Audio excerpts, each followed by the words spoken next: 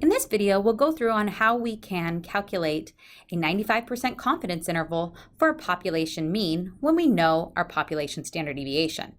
So let's go ahead and read this problem. It says an online goods wholesaler would like to estimate the average time it takes a robot to locate an ordered product and bring it to the packaging shipping department in their large warehouse. So from a random sample of 40 customer orders, it takes the robot an average of about 3.6 minutes to do the job. So we're going to go through the formal steps to calculate a 95% confidence interval for the true population mean. So the first thing is we have to state the problem that we want to be solving. So here we know that we'd like to estimate the average time it takes the robot to locate an ordered product and bring it to the packaging shipping department.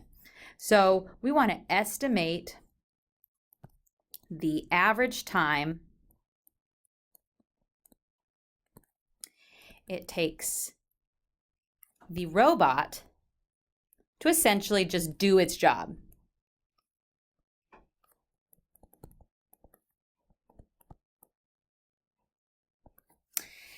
So here, what is then our parameter? Well, if we want to make a plan, we know that we're looking for a population average. So the population average, or in other words, the population mean, is going to be mu.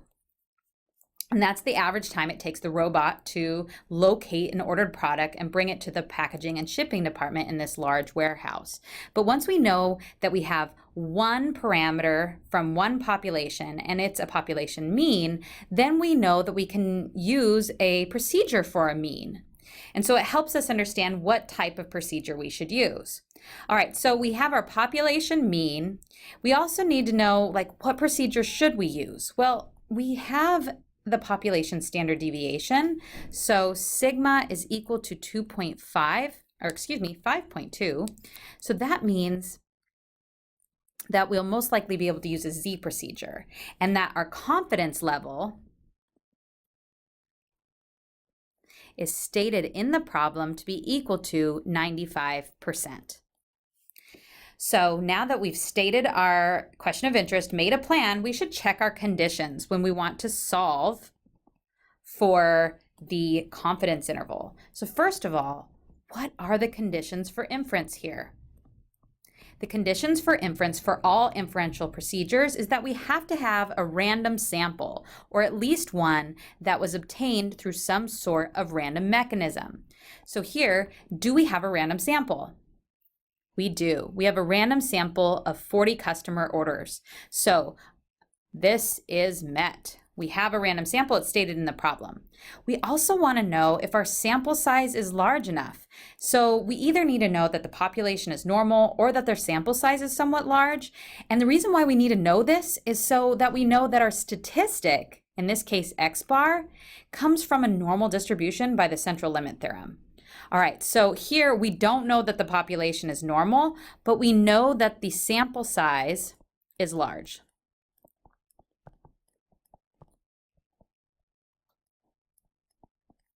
And yes, it is. This is met because n is equal to 40, which is large enough for X bar, our statistic, to be approximately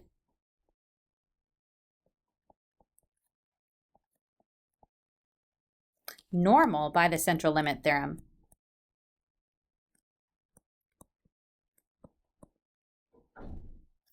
And we abbreviate the central limit theorem with CLT.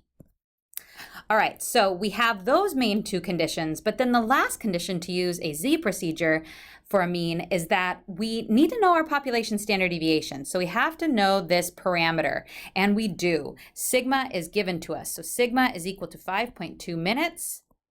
And so this allows us to use a Z critical value in our confidence interval. So if we're going to solve our confidence interval, then the equation for a population mean is X bar plus or minus a critical value. It can come from the standard normal distribution because we know sigma, and then we take sigma, divide it by the square root of n for our standard error. So in this case, we have a sampled average equal to 3.6 minutes. So X bar is equal to 3.6 minutes. our z critical value that comes from the standard normal distribution is going to be equal to 1.96. Why? Because this is the value from the standard normal distribution that cuts off the middle 95% of the area. So 1.96 and negative 1.96 are those two cutoffs that get rid of the lower 2.5% and the upper 2.5% under the standard normal curve. And so that's where we get that z critical value, 1.96. It's always that for a z procedure if we're doing a 95% confidence interval. All right, we know our population standard deviation. Again, it's 5.2 minutes, and we know our sample size, n is equal to 40. So if we put all these values into our equation, we will get 3.6 plus or minus 1.96 for our critical value times the standard error, which is 5.2 over the square root of 40. We will obtain a margin of error equal to 1.611. We add and subtract the margin of error in order to get the confidence interval, the upper bound and the lower bound, that is. So if we subtract 1.611 from 3.6, our point estimate, we get a lower bound of 1.989 minutes. And if we add our margin of error, we will get an upper bound of 5.211 minutes. And so this makes up our 95% confidence interval for our parameter mu. Now, this is our interval notation. We typically always put the lower bound and then the upper bound. But we're not quite done here. We have to make a conclusion about these two numbers. Just giving the numbers isn't all that helpful. So if we want to make a conclusion, we should include the interval estimate and the point estimate. So the average, the 95% confidence interval estimates the average time it takes the robot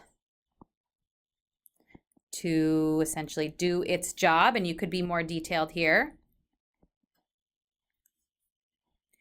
is between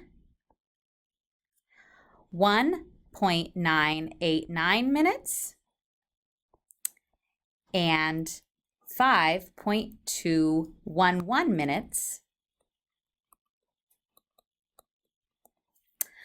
with an overall best guess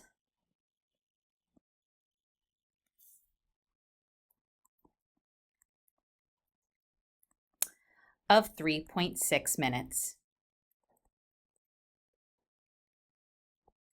And this is how you do a comprehensive conclusion and analysis for an estimation procedure.